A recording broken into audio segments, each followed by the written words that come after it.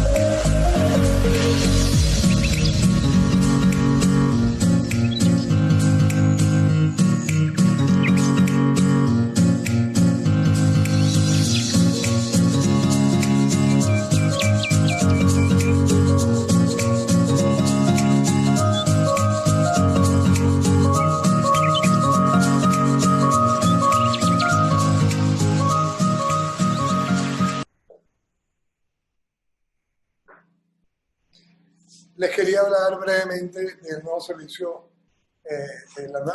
la última plataforma de pago, el nuevo servicio de pago que es PeoplePay. PeoplePay es una plataforma de pago muy sencilla para los clientes de Facebook, que es gratis. Para los clientes de otros bancos tienen un costo muy pequeño y son plataformas de transferencia de dinero inmediata.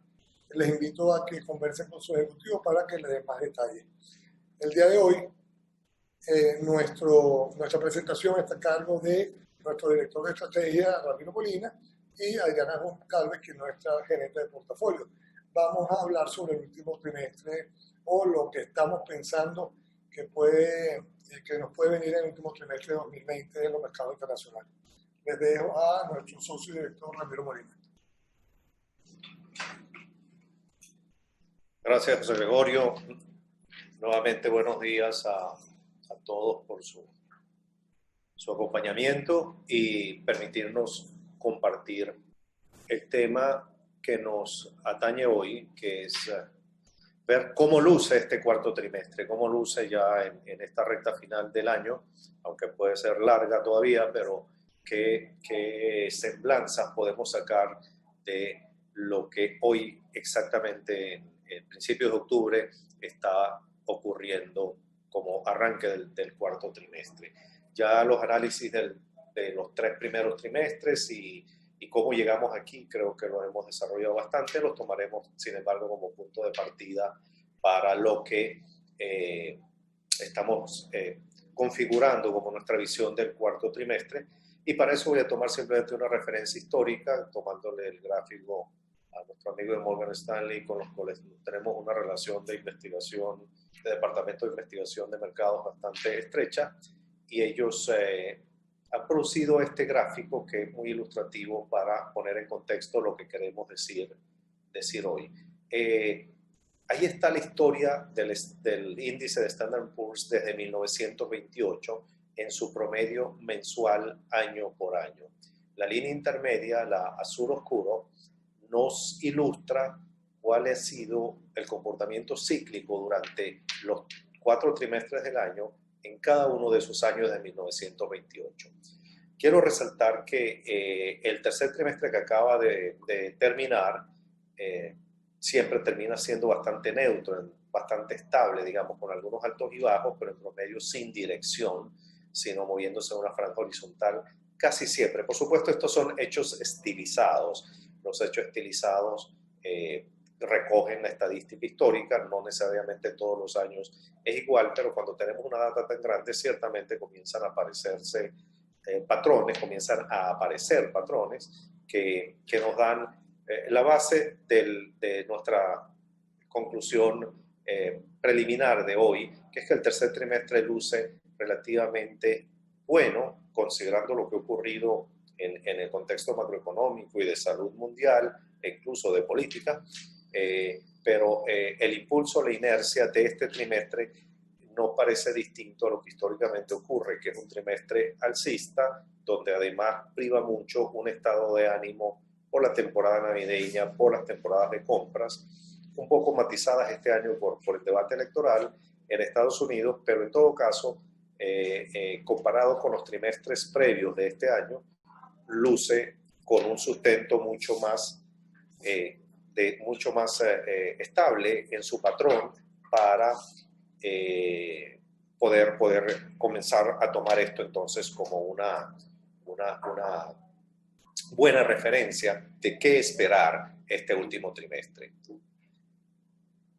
Bien, dicho ese contexto general, vamos a hablar del ambiente político en Estados Unidos, de una actualización rápida de lo que está ocurriendo en términos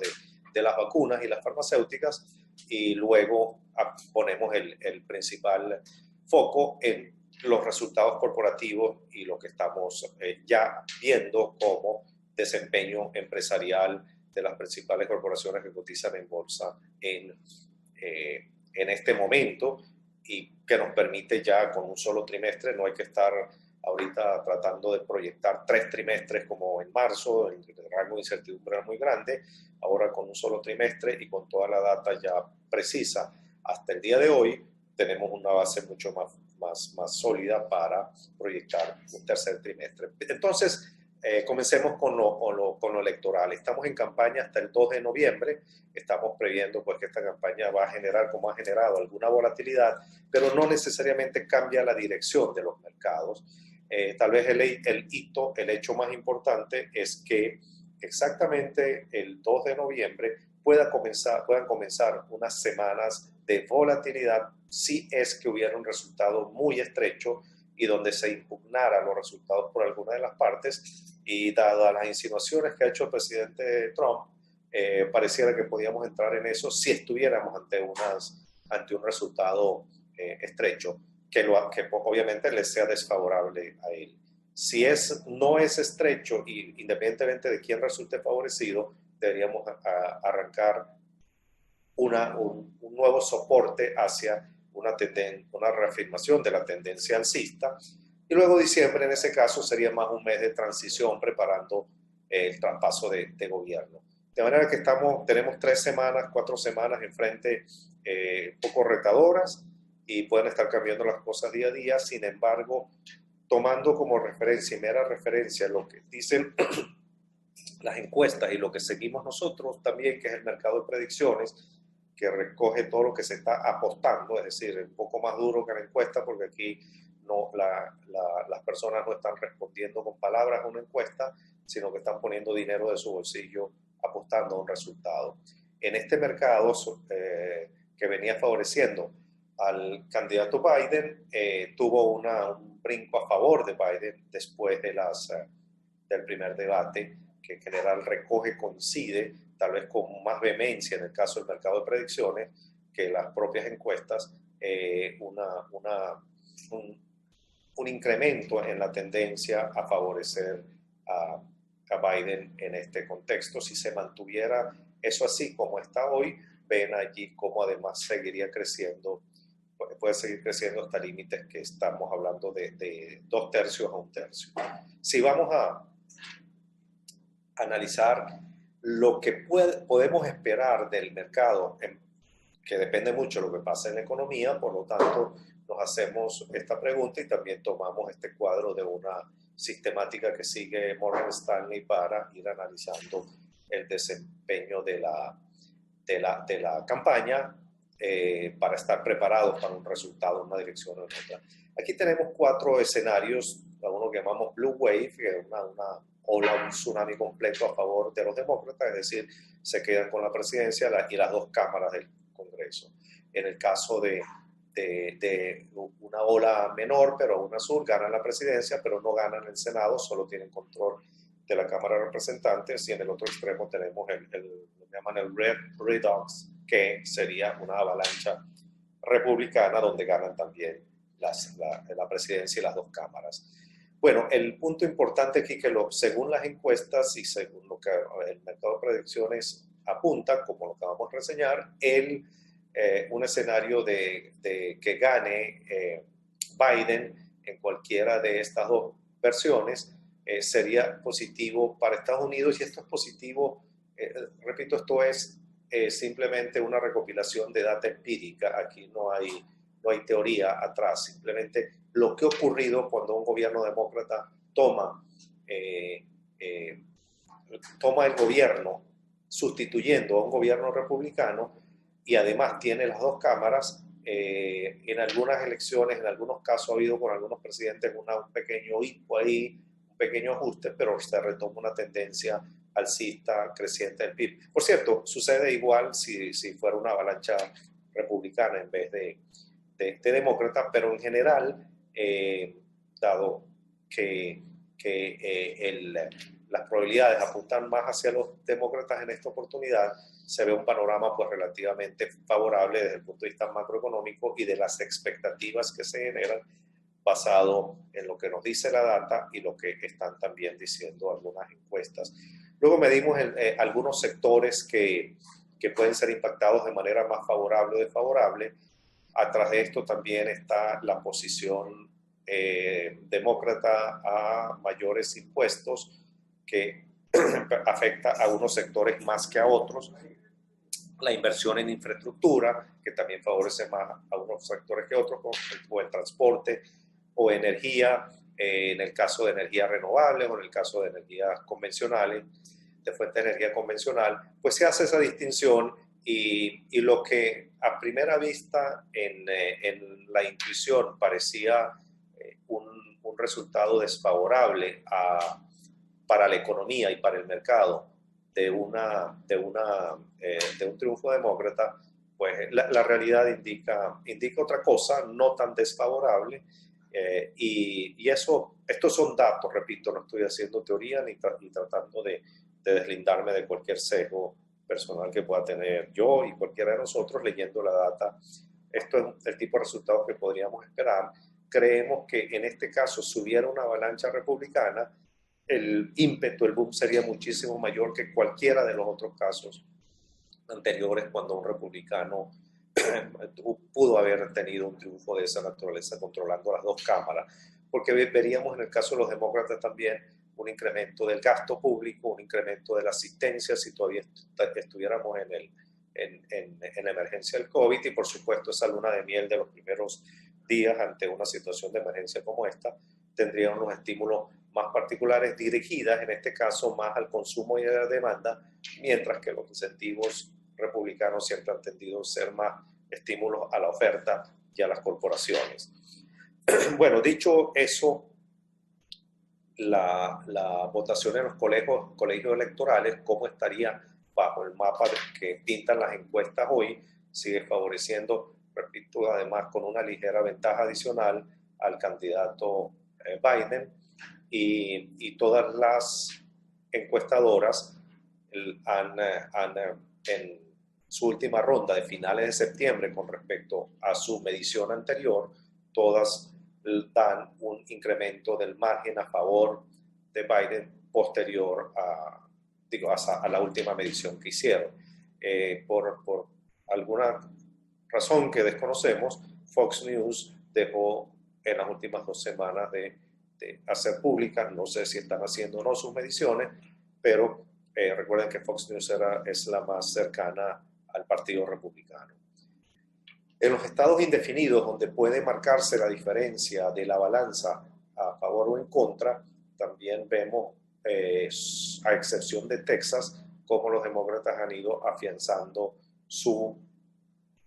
posición. Estos son importantes algunos, no solamente por los colegios electorales que suman, sino que algunos han sido tradicionalmente republicanos, como Pensilvania, por ejemplo, y en esta oportunidad tienen en las encuestas un sesgo a favor de Biden. Obviamente, las encuestas pueden equivocarse y los sentimientos de votación pueden cambiar, pero recuerden que ya estamos también en un proceso que arrancó. Ya hay más de 4 millones de votos consignados por correo y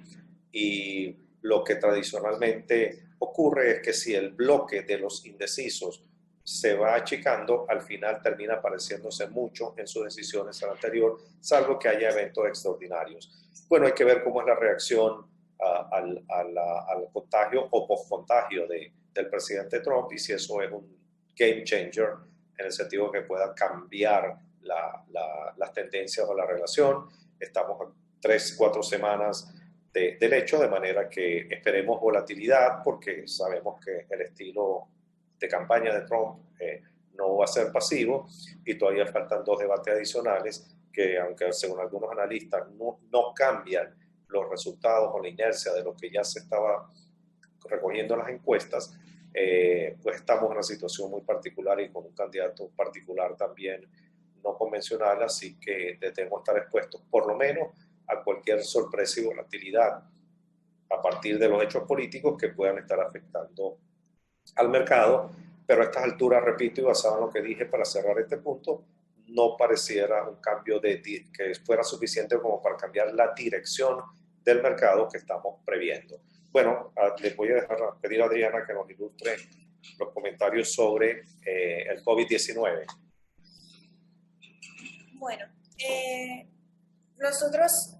como hemos hecho en los ángulos anteriores, siempre repasamos cómo va la carrera con la vacuna, aunque en realidad no lo consideramos ya el driver principal de los movimientos del mercado. De alguna manera, el mercado ya asimiló que la vacuna va a estar para el año que viene y además va a ser distribuida primordialmente a las personas más vulnerables. Entonces, el dato, la verdad, más interesante es cómo va evolucionando la tasa de mortalidad producto del COVID, ¿no? Y aquí, en esta imagen, mostramos que, la verdad, el crecimiento del ratio de casos entre muertes ha tenido una tendencia clara hacia el alza, y eso lo que significa es que las muertes han disminuido en referencia al número de test que se han hecho. Realmente lo más importante ahorita es que se sigan desarrollando medicamentos y tratamientos para el coronavirus más que a la vacuna, y creemos que no es el determinante principal de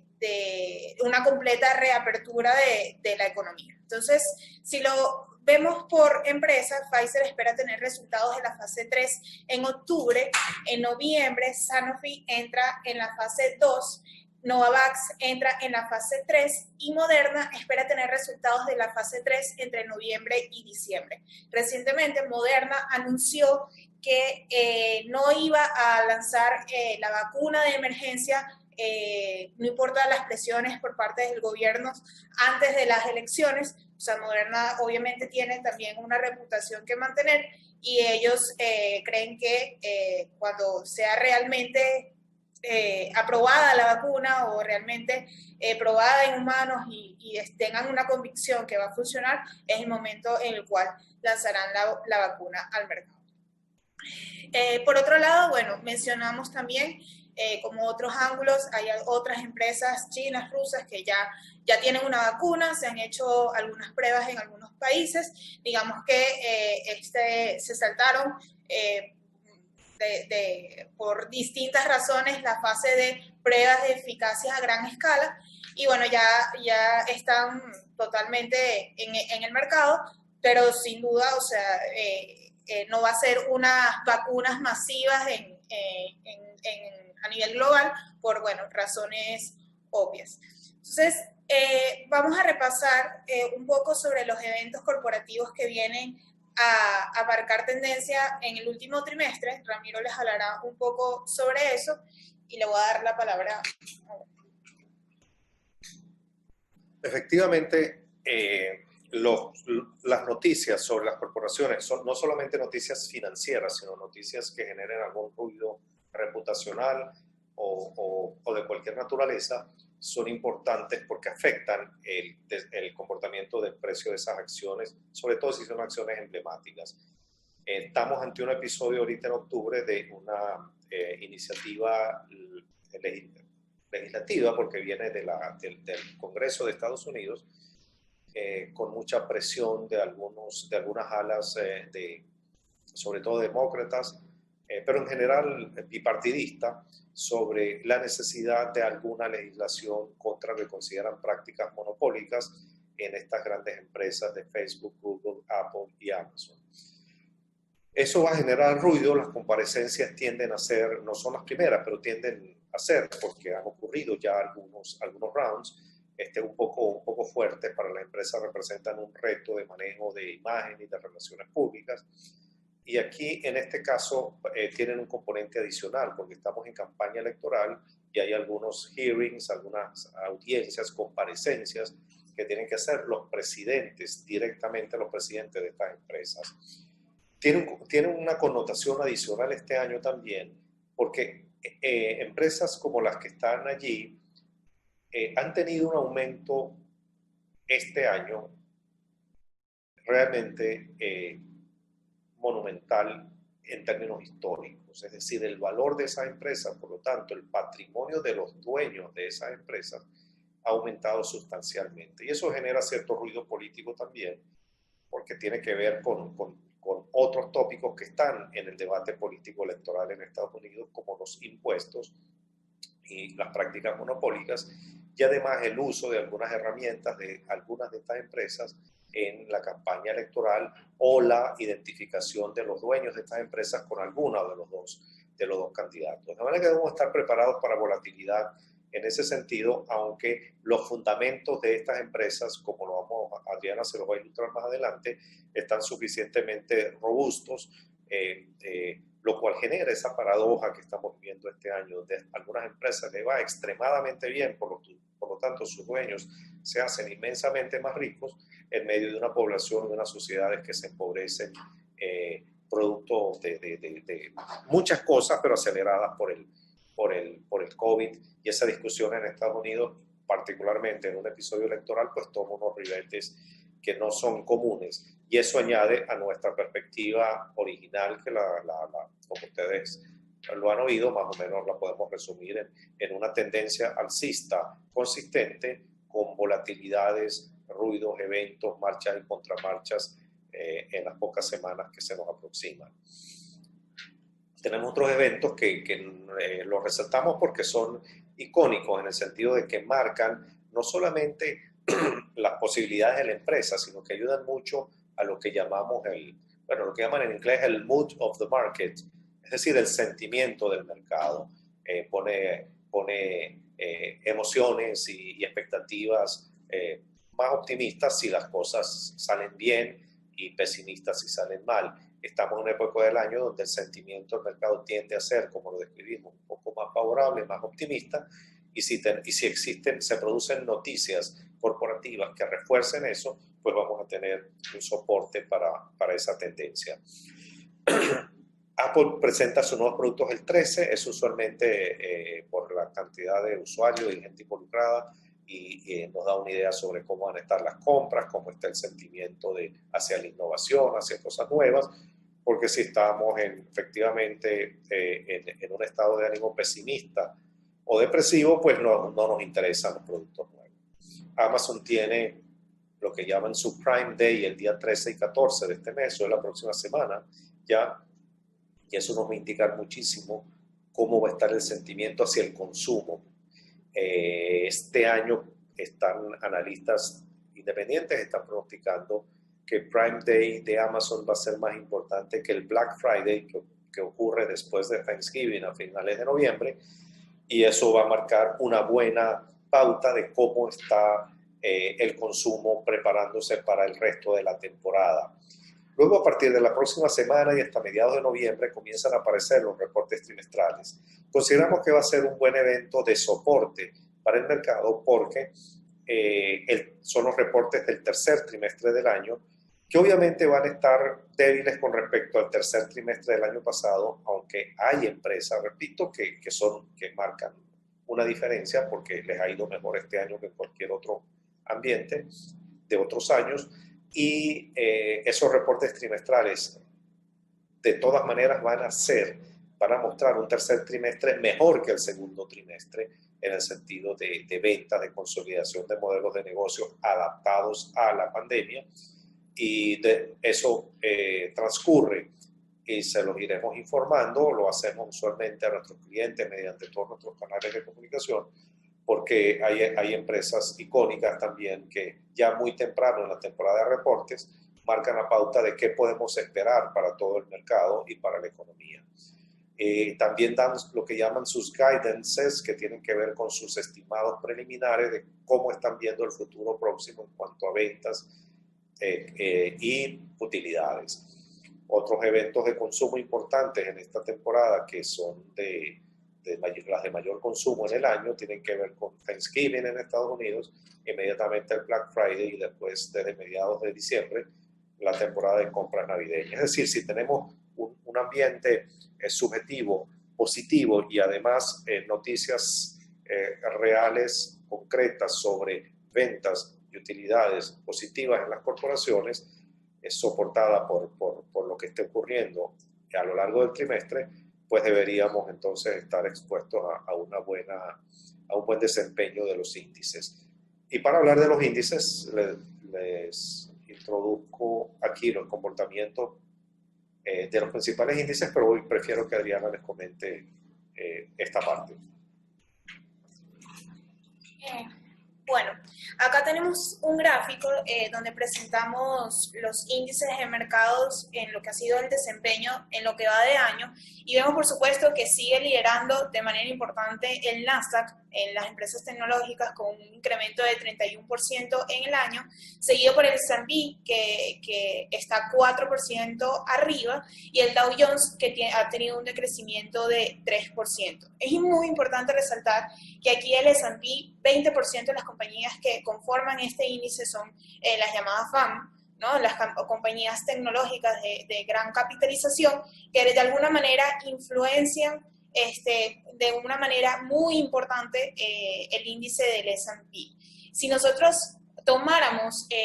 las empresas que están dentro del índice del S&P 500 y esas 500 empresas le colocáramos la misma ponderación, el S&P al cierre de septiembre todavía estuviera alrededor de 6.8% abajo en el año. Por eso es muy importante hacer esa diferencia. La noticia positiva es que, por supuesto, es el Dow Jones, que había sido de los índices más afectados en la caída del mes de marzo, ya se ha ido recuperando de manera importante y se encuentra solamente 3% abajo en lo que va de año. Si vemos la misma tónica, pero a nivel trimestral, vemos por supuesto el primer trimestre la caída importante en el Dow Jones de 23%, seguido por el S&P de 20%, y bueno, el más resiliente por supuesto fue el sector tecnológico, que cayó solamente 11%. El segundo trimestre estuvo marcado principalmente por el rebote del mercado, por eso vemos los incrementos tan sustanciales del mercado, es decir, si tú te hubieses metido en el mercado al 31 de marzo y salieras a finales de junio, hubieses tenido unos rendimientos bien interesantes en el trimestre. Por supuesto, el gran ganador fue el Nasdaq en el segundo trimestre, por supuesto, por el parcial confinamiento que hubo a nivel mundial y beneficiándose, por supuesto, las empresas tecnológicas ganadoras del COVID, digamos. Acá vemos el tercer trimestre que ha estado bien igualitario, por así decirlo, entre los índices, o sea, no hay una clara diferencia como veíamos el segundo trimestre, y hay unas empresas que, sobre todo en los sectores industriales, que se han recuperado de manera importante. Si lo vemos entonces, lo que ha sido por sector, como habíamos comentado en ángulos pasados y un poco de lo que hemos hecho con nuestras carteras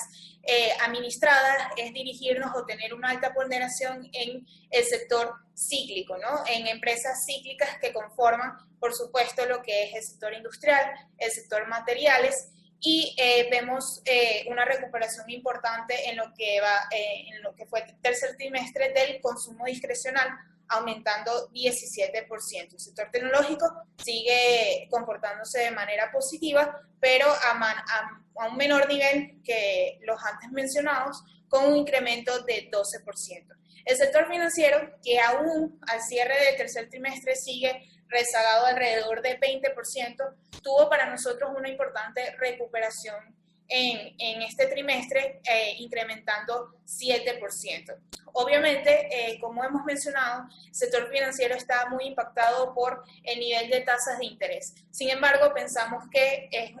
el sector que más está regulado en la economía, el sector que ha tomado más provisiones ante la crisis económicas, y los bancos, como hemos comentado, también se benefician de otro tipo de cosas como son el asset management y el trading, y por allí les entran unos ingresos importantes en el año que pueden ocasionar una subida de estas empresas. Consideramos que ese sector todavía tiene valor y puede ser uno de los principales favorecidos ante una recuperación económica rápida.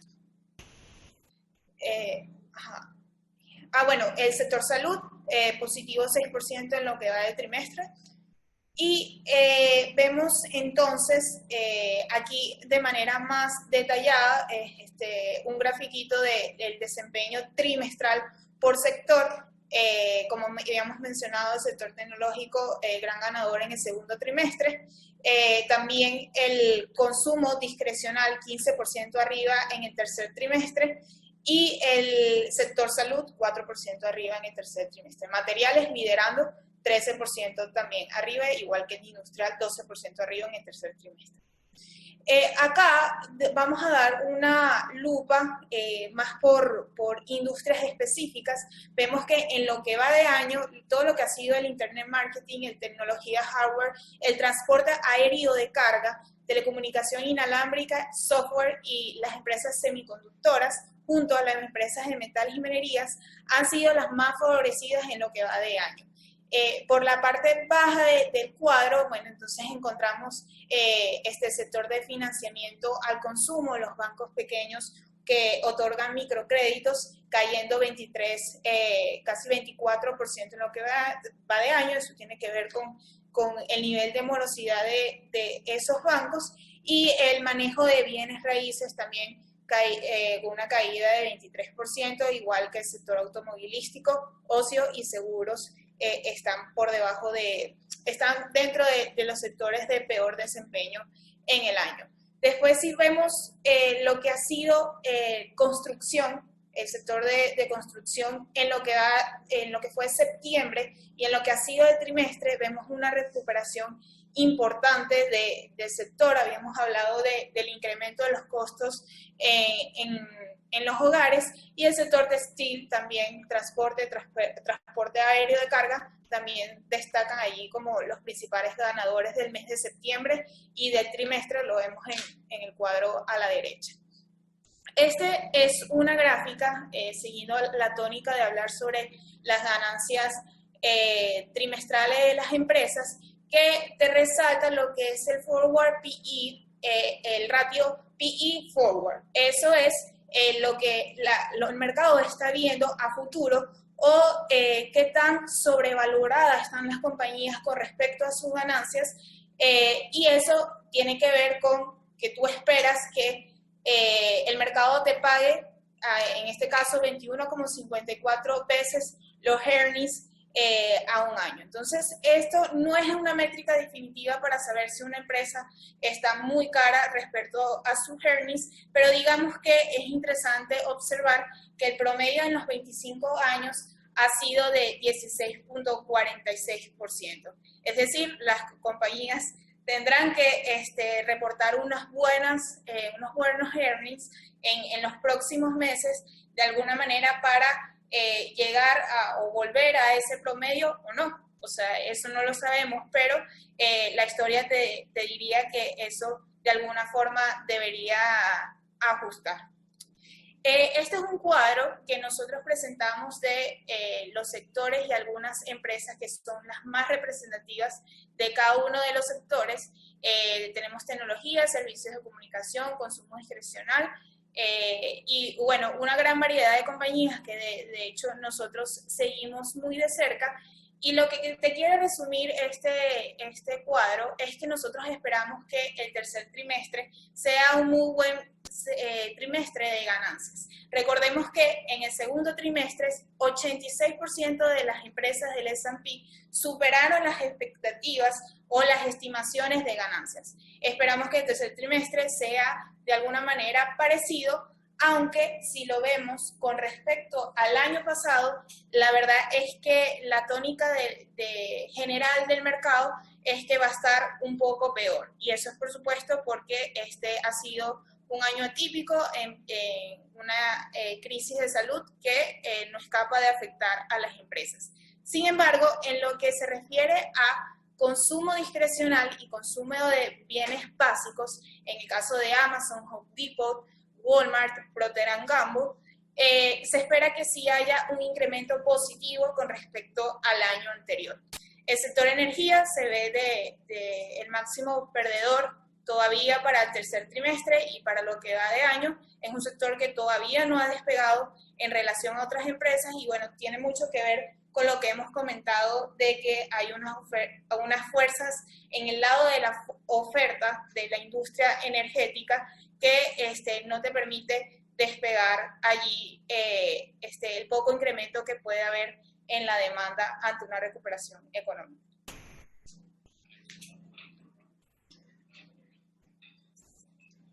Repasemos ahora lo que nos espera en términos de data estimada para estos próximos 3 meses, que nos dé una luz sobre dónde está la macroeconomía, no solo de Estados Unidos, sino la de general, sobre lo cual comentaremos entonces en dos momentos distintos. Pero quedándonos en Estados Unidos ahorita, bueno, ahí hay un tren de publicación de data continuo, semanales algunos, mensuales otros, trimestrales otros, pero lo que estamos previendo basado en los modelos que seguimos sobre el comportamiento macroeconómico de la economía americana, vamos a estar atentos a partir de la próxima semana a una serie de noticias que comienzan a fluir sobre precios al consumidor. Eso nos da una idea de dónde está parado cada país, en este caso en concreto en Estados Unidos, donde está parada la relación entre oferta y demanda, así como las ventas de servicios alimentarios, ventas a minoristas, capacidad utilizada. Les voy a mostrar algo cuantitativo sobre eso, pero el punto es que ya en octubre vamos a tener una buena semblanza de cómo va a aterrizar el año en Estados Unidos. Va a ser un crecimiento lento, pero como hemos venido advirtiendo, es un crecimiento muy asimétrico. Algunos sectores no están tan mal, y dentro de cada sector también hay muchas asimetrías, algunas compañías teniendo un año estelar y otras compañías sobreviviendo para subsistir, como el caso de aerolíneas, por ejemplo, y otras compañías en estado de pasividad completa. Así que ya es bastante predecible dónde va a aterrizar todo esto. Solo necesitamos el último set de data que comienza a aparecer a principio de la próxima semana. Pero para ilustrar un poco el tono en el que está cada uno de estos indicadores, el precio del productor, que es un dato, lo que llaman un leading indicator, un indicador anticipado de por dónde van las tendencias, pues nos sigue refiriendo un año de de no inflación en Estados Unidos, por eso tenemos tasas de interés tan bajas, y porque no hay presión de inflación, entonces tampoco hay presión de que suban las tasas de interés, de manera que eso significa más liquidez, mayor retorno a la inversión en algunos sectores más que otros, pero en general positivo para todo. El precio del consumidor, que nos dice cómo se está viendo afectado por el incremento de precios, también en un tono bastante estable, después de pasar 2 meses, abril y mayo, sin inflación. Estos meses, con la recuperación de la demanda, solamente llega a 1,4. Nos parece natural en un ambiente de recesión, pero recuerden que esta recesión estuvo determinada a final del primer trimestre por un confinamiento y una parada abrupta de la producción, lo cual hacía presagiar que esa parada abrupta iba a afectar la oferta de bienes, por lo tanto iba a presionar a los precios tarde o temprano. Pues todavía no ha ocurrido, y creemos que ya no ocurrió, por lo menos por esa fuente, de manera que en cuanto a precios no esperamos mayor impacto hacia la valoración de empresas o hacia la cantidad de bienes demandados para sostener por lo menos un decrecimiento este año en la economía americana un poco menor de lo proyectado originalmente. Como el estado emocional, que hemos repetido varias veces, es importante porque determina hacia dónde van nuestras decisiones, tomamos, el indicador tradicional en Estados Unidos es el de confianza del consumidor, que mide la Universidad de Michigan, y se toma como referencia en todos los indicadores para medir el estado emocional. Fíjense que veníamos de una base, esto es un índice de 130 cuando comenzamos el año, bastante alto en términos históricos, decrece en marzo y se derrumba en abril y mayo para recuperarse paulatina y ligera, sin patrón definido, pero con una tendencia a recuperación, que en el mes de septiembre rebasa los 100 puntos nuevamente, y creemos que octubre, noviembre y diciembre, basado en todo lo que les relatamos en las láminas anteriores, pues seguirá ocurriendo esa recuperación. Las ventas de minoristas, el retail, bastante asimétrico, una ligera tendencia positiva todavía. Aquí es muy importante que haya un acuerdo en Estados Unidos de asistencia fiscal a la gente sin trabajo, a gente de menores ingresos, etc. Y eso no ha sido tan constante. Ven una recuperación grande en mayo y junio, producto del acuerdo político, el estímulo fiscal, que luego en el mes de agosto, finales de julio y agosto, comenzó a desvanecerse. Nuevas casas en construcción retoman desde un mínimo de 1.000 en el índice en el mes de mayo hasta 1.400, un incremento sustancial. Sí hay sobre todo casas nuevas en el segmento más alto del mercado, con bastante demanda, así como, esto mide solo casas nuevas, pero también en la remodelación de casas hay un incremento importante. Casas nuevas vendidas hasta agosto también marca una recuperación importante desde abril, y esa es una buena noticia para el mercado de viviendas, sobre todo en el segmento más alto. El índice de compras, que es lo que mide lo que los gerentes corporativos están haciendo en su demanda de insumos, de compras en todos los sectores, en todas las industrias, también está en una recuperación más tímida en septiembre que la de agosto, pero esto también tiene un comportamiento muy cíclico. Lo importante aquí es la tendencia, pero nuevamente en un ritmo muy lento.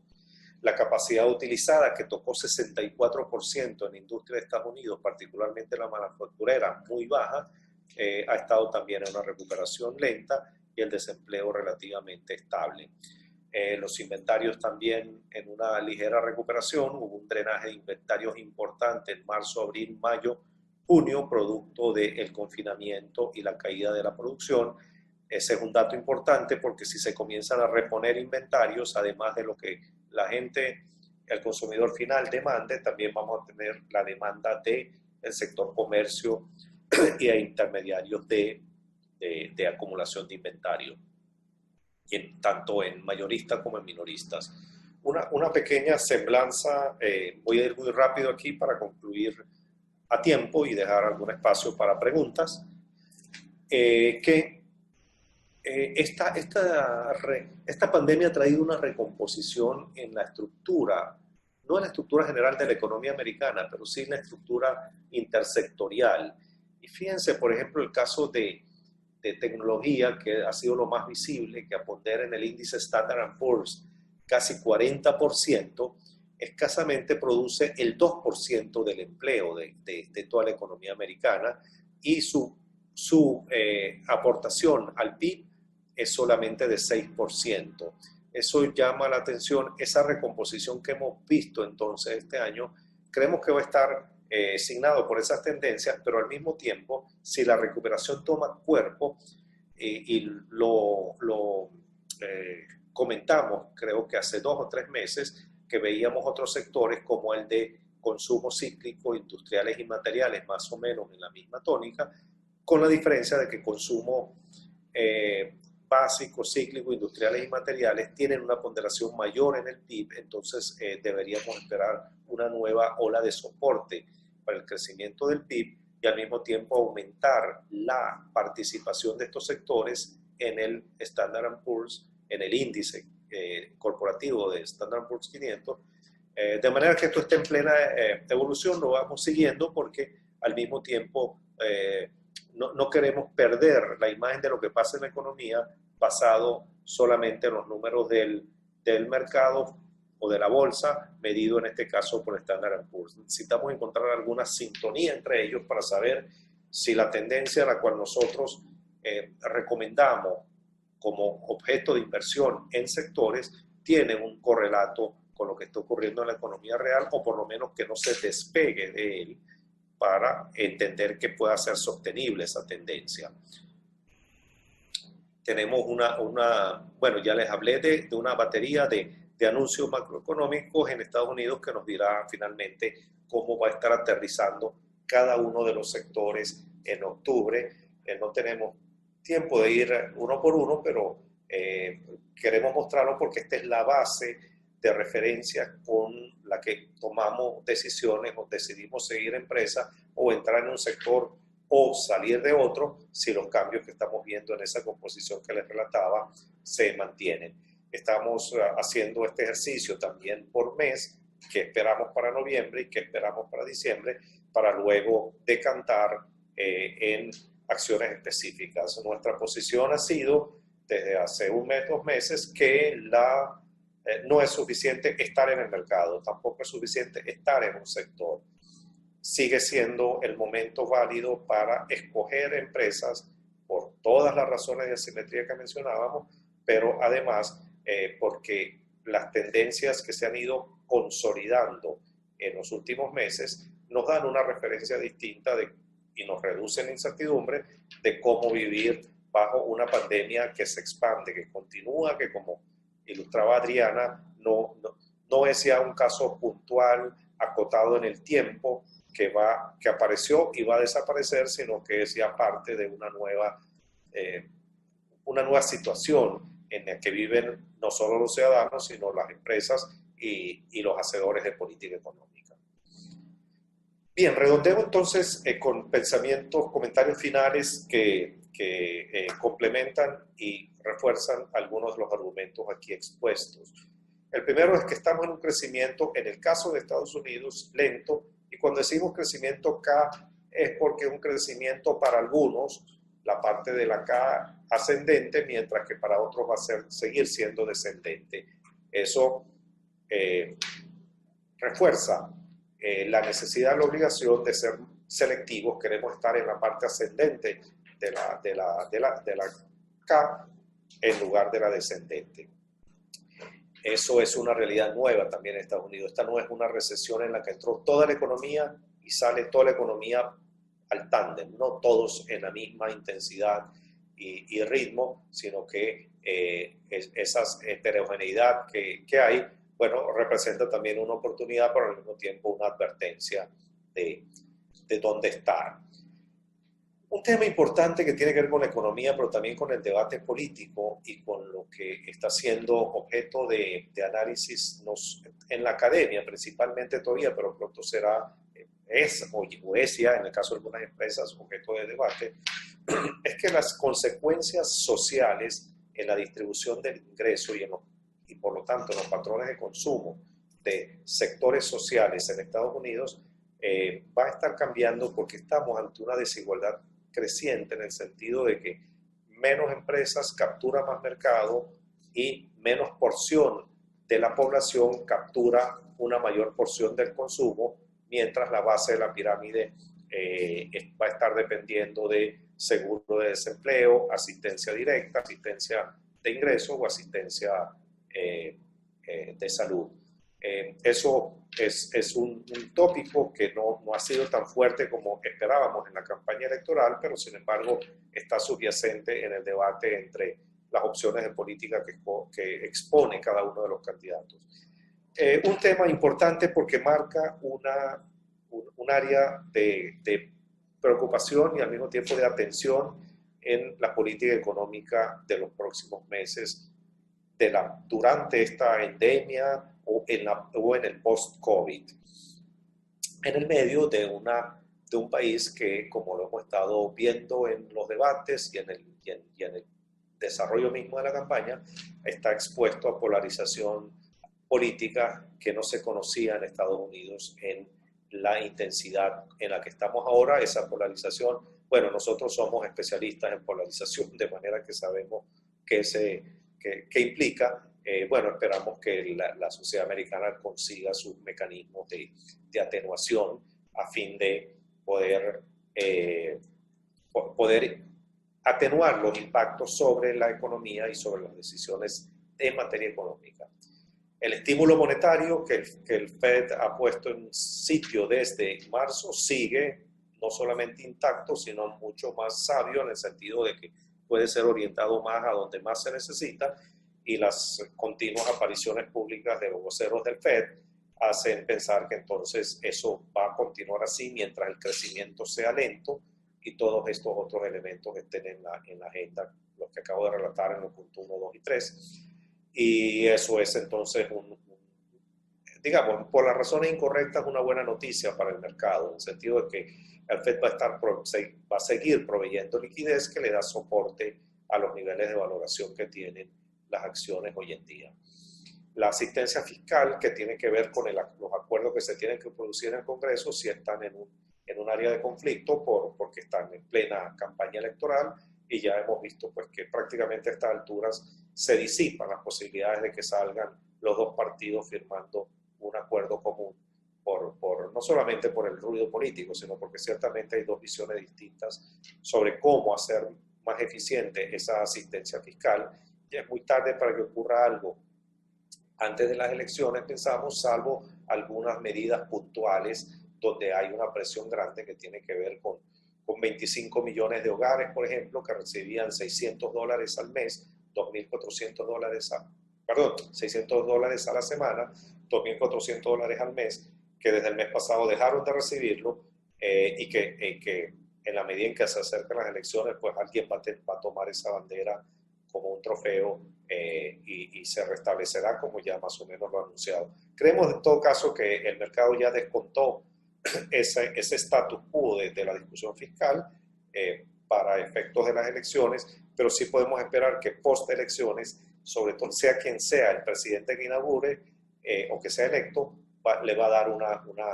boost, un impulso importante a esto, y eso es buena noticia para el consumo y para la temporada navideña. Por otro lado, en otra esfera, China ya está viviendo un mundo post-COVID, está en relativa normalidad de asistencia, de funcionamiento de colegios, empresas, obviamente con precauciones, pero los números de desaparición de China, los cuales nos dan una buena referencia y los seguimos de cerca. ¿Por qué? Porque queremos saber cómo va a ser nuestra vida post-COVID, y la verdad es que hay buenos reflejos para concluir de que se puede hacer relativamente normal en algún tiempo, basado en lo que está ocurriendo en China. En Europa hay muchas asimetrías. Alemania navega por su cuenta, tanto económica como, digamos, políticamente, en contraste con un sur de Europa, España, Italia, convulsionados no solamente por las consecuencias más intensas del COVID, sino también por la diatriba política y por el impacto macroeconómico mucho más severo que han tenido sus economías, lo cual configura un cuadro de recuperación global lenta pero para efectos de los mercados, pues creemos que ilustra o soporta la visión que hemos tratado de esbozar hoy. Concluyo mis comentarios finales con esto. Creo que hay algunas preguntas, tenemos un par de minutos para atenderlas. Si me permiten. Okay, perdón. Bien, algunas preguntas que tienen que ver con nuestro enfoque o nuestros comentarios concentrados en renta variable, es decir, acciones. Sí, ciertamente ese era el foco hoy. Seguimos el mercado de bonos. De hecho, en nuestras carteras administradas tenemos por definición un 50% en mercado de renta fija, bonos de distintos niveles de rendimiento asociado a riesgo según el perfil de cada inversionista. Vemos tasas bajas, como efectivamente nos dice en la pregunta, pero no vemos mayor espacio ahí. Es decir, las tasas de los instrumentos de grado de inversión ya están en sus mínimos. Es decir, tendría que volverse negativo. Yo creo que ningún banco central quiere un escenario de tasas negativas que además serían síntomas más bien de un contexto de deflación. Pero con gusto, en la próxima ronda vamos a incorporar algo más de renta fija y Adriana me complementa con el comentario ahora. Sí, con respecto al mercado de renta fija, como bien decía Ramiro, muchos de nuestros portafolios tenemos alrededor del 50% en fixed income y eso ayuda muchísimo, por supuesto, en momentos de volatilidad. Es un colchón para las carteras porque, como ustedes bien saben, los bonos persiguen otro tipo de variables como la solvencia y el nivel de crédito de las empresas. Y para inversionistas más sofisticados, nosotros estamos muy adentro del mercado de productos estructurados, de notas estructuradas específicamente, donde son herramientas o productos derivados que te permiten agarrar un flujo de cupones con base al comportamiento de la renta variable, pero que están atados a un cupón con barreras de protección. Son instrumentos sumamente interesantes que nos han ayudado muchísimo en momentos de volatilidad a, digamos, atenuar las caídas de las carteras, sobre todo en el episodio de marzo. También nos preguntan en qué momento recomiendan tomar ganancias y cómo saben en qué momento rotar entre sectores económicos. Bueno, la respuesta allí es que, por supuesto, es muy importante saber en qué momento es oportuno tomar ganancias de algunos sectores que se han visto beneficiados, y la respuesta está en el seguimiento diario del mercado. Es la única manera de identificar las tendencias que existen y, por supuesto, a manera de ejemplo, este año nosotros pudimos en muchas de nuestras carteras capturar las ganancias obtenidas en el sector tecnológico después que perdió, digamos, un poquito de fuerza. ¿Y en qué momento sabemos cómo rotar entre sectores económicos? Dependerá de las variables macroeconómicas y de, digamos, los lineamientos que nos dé las cifras macroeconómicas, nivel de desempleo, nivel de consumo, sentimiento al consumidor y otras variables que seguimos bien de cerca para tomar estas decisiones. Nosotros en Fienca Asset Management contamos con comités de inversión semanales, comités de mercado todos los días a las 8:30 de la mañana. Le explicamos a nuestros clientes a través de los comentarios de mercado los lunes a las 4 de la tarde y encima tenemos los ángulos que por lo menos una vez al mes hablamos sobre mercados internacionales. Entonces, esa es la manera de seguir a diario lo que pasa en los mercados y esa es definitivamente la clave para obtener buenos resultados en nuestras carteras de inversión. Bien, concluimos la parte de contenido. Para la despedida le dejamos a nuestra directora de mercadeo, Ana Corina Tineo. Bueno, así concluimos el día de hoy. Muchas gracias por haberse conectado y próximamente les estaremos enviando la invitación para el próximo ángulo. La semana que viene vamos a tener un ángulo especial que se va a tratar sobre el comercio exterior y vamos a contar con Taurel y con el presidente del ABEX, el cual va a estar interesantísimo. Próximamente les estaremos enviando la invitación para ese evento y esperamos verlos el próximo jueves. Que tengan un buen día y hasta la próxima.